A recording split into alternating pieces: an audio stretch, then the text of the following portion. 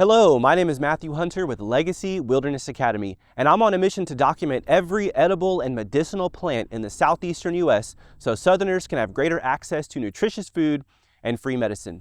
In today's video, we're going to be looking at a powerful remedy for headaches and migraines. And this plant doesn't only grow in the southeastern U.S. Species in this genus can be found really throughout the whole world. It can be found in almost every state in the lower 48.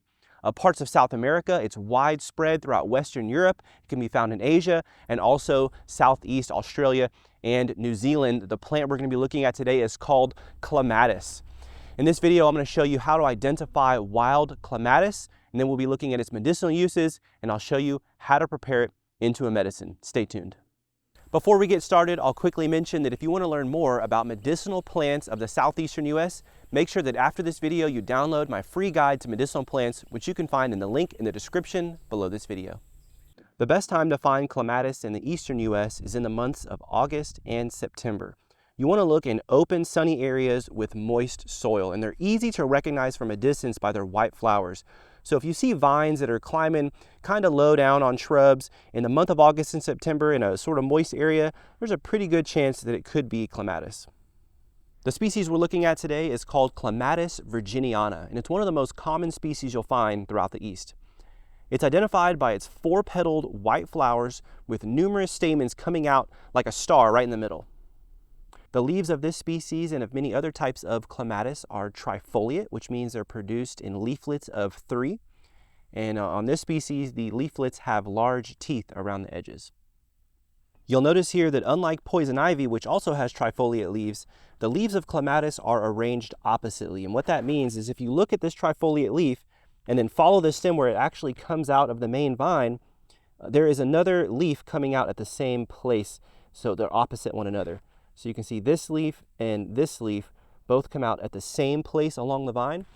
Poison ivy, if you're close enough to actually see it, has alternate leaves. So if you were to follow with your eyes the place where this trifoliate leaf actually comes out of the vine, it would be staggered along the stem, not coming out at the same place along the stem as you see here. The flowers of clematis are followed by distinct seed fluffs. The ones in this shot here are still kind of green and more upright, but as they mature, they'll turn more of a whitish color and they'll actually sort of start to reflex back on themselves. It kind of reminds you of a mop standing on its handle with those sort of white hairs going up at first and then facing downward. So this is what they look like when they're just starting to form. Another species of clematis that you'll see flowering around the same time is the sweet autumn clematis, or Clematis terniflora. This species is originally from Asia and it's now become a common invasive in our region. The flowers of this species look almost identical to our native clematis, but the leaves, instead of being toothed like we saw, are toothless or entire around the edges. However, it can be used interchangeably. There are numerous species of clematis in the United States and around the world. And what I found while researching this plant is that generally speaking, the different species can be used interchangeably. And there's a number of different medicinal uses we could talk about when it comes to using this vine, but the ones I want to focus on for this video are its use in working with headaches and migraines. So according to the Native American Ethnobotany database, at least 3 tribes have used various species of clematis for working with headaches. Those include the Montana, the Lakota, and the Shoshone. There's actually a species of clematis in Southeast Australia that's known locally as headache vine. So this is a plant that has been recognized, in different countries around the world for being able to help with headaches, not just in the United States. And so clematis relaxes and dilates the blood vessels in the head, sort of opening up tightness and congestion. And you can really feel it almost immediately, just sort of opening everything up. And all you have to do is really just take 1 or 2 leaves or a leaf and a flower and chew on it, and you can feel the effects of it working very rapidly. It's a very powerful plant. And it actually has a strong acrid flavor, which means it has a burning sensation. It's almost like putting a jalapeno in your mouth whenever you work with this plant. So it is one that's on the more powerful side. That tells you right there that it's just a powerful plant, and only a very small amount, just like a little pinch like this right here, would be enough for me to feel the effects of it. So it is one that we do have to exercise a little bit of caution with. We don't want to just make a tincture without tasting it and then just put 30 drops in a glass of water, because that would be way too much most of the time. And so this is one you want to get to know a little bit. You want to start working with it. But man, I'm telling you, the effects of this plant are just felt so obviously and so rapidly. And so how would you use this for headaches and migraines? Well, as many of you who suffer with headaches know, it's very difficult to get rid of a full-blown, migraine once you're already in the middle of it. So the way that this is going to work is you take a few drops of the tincture right when you feel a headache coming on, and it can help for a lot of people reverse it and just kind of knock it out before it even gets started. And so obviously, depending on the person, there's going to be different physiological causes for the migraines that they're having, right? So this is not going to work for every single person. Some people it won't work for hardly at all. You will feel the effects of it for sure, but it may just not be fitted to your specific types of migraines that you get. Other people, on the other hand, it will work wonders for, and it'll just, knock out a headache or a migraine almost every time they feel one coming on. And then, of course, there's probably going to be, a handful of people where, for whatever reason, it makes their headache or migraine a little bit worse. And so this is one that you want to, experiment with, get to know it before you start going up in the dose. And we are going to talk a little bit more about a dose, but that is how to use clematis. So next, let's look at how to prepare it into a medicine. All right, so we'll just use this nice little patch of moss here to make our tincture. And we want to make a fresh plant tincture because this particular plant loses a lot of its medicinal potency whenever it's dried. So you can make a tea with the dried leaves and it's still going to have some power to it. And to do that, you would use about a teaspoon of the dried leaves to a cup of water. But because I want to make this as strong as possible, I'm going to use the fresh plants. So here we're going to be using 190 proof or 95% pure grain alcohol. So this is drinking alcohol from the liquor store. The brand most of you will be familiar with is Everclear, or if they don't sell Everclear in your state, which they actually don't sell it in Florida, I believe, then you can use whatever next, highest amount you can get.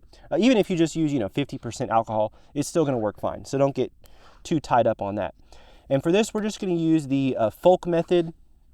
We're going to make a fresh plant tincture with the Folk method, which means we're going to fill this up with our plant material. In this case, leaves and flowers can be used, in the stems as well. I mean, the whole thing. I'm just going to use leaves and flowers. And then we will fill that up with alcohol, cover it to the top, and we're going to let that sit for anywhere from 2 to 4 weeks. Should be sufficient. The roots, by the way, can also be used. I have not used them. I have read that they are very strong, and there are records of them being used. So keep that in mind as well. If this plant, if you find it when it's kind of dormant or it's too late, then try digging up the roots. And the way you know it's medicinally active, any part of the plant, is if you chew it and it's super, super, super spicy and burns your mouth like a jalapeno. Then it's ready to go.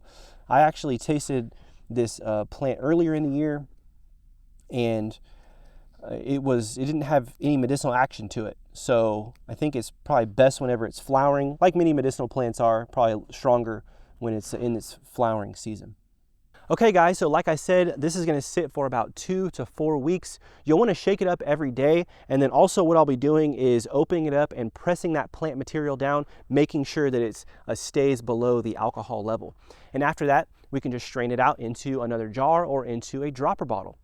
So next, let's talk about dosage. We want to keep in mind, again, this is a very powerful plant. It's on the toxic side, so it is a low dose botanical, what we call a dropwise dosage, which means we're not using whole dropperfuls, we're using individual drops when we dose a plant like clematis.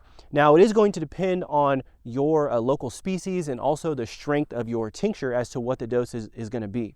The Asian species we looked at earlier, I think, is a lot stronger than the native species. Just, a little tiny piece of a leaf or one single flower will just light your mouth on fire with that jalapeno burning sensation. It is very powerful. So that species would probably be, a slightly lower dose than the native species, but both are going to be very low dose regardless.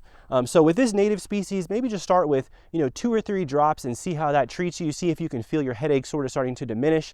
If after about 20 to 25 minutes you don't feel any change, you can do a couple more drops. This is one it's really easy to sort of get to know this plant because the effects are so noticeable.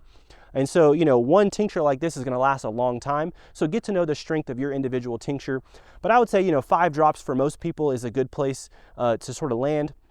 You can go all the way up to 10, depending. You know, if you take too much, it's real easy to take too much and then you could have an upset stomach, or you can just kind of have a general uncomfortable feeling because that vasodilation effect can be so strong on the whole body.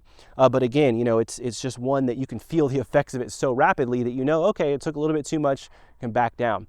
So just a wonderful, straightforward plant, easy to find, easy to identify, easy to feel the effects. And it's, you know, for this video, I've just given you one single use. Headaches and migraines, a great place to start. So this is Clematis virginiana. Hope you guys enjoyed the video. If you want to see more videos like this, where I'm, you know, going through the flora of the southeastern United States and oftentimes, you know, the greater eastern United States, then, you know, give me a subscribe. Stay tuned. I'll see you guys in the next one.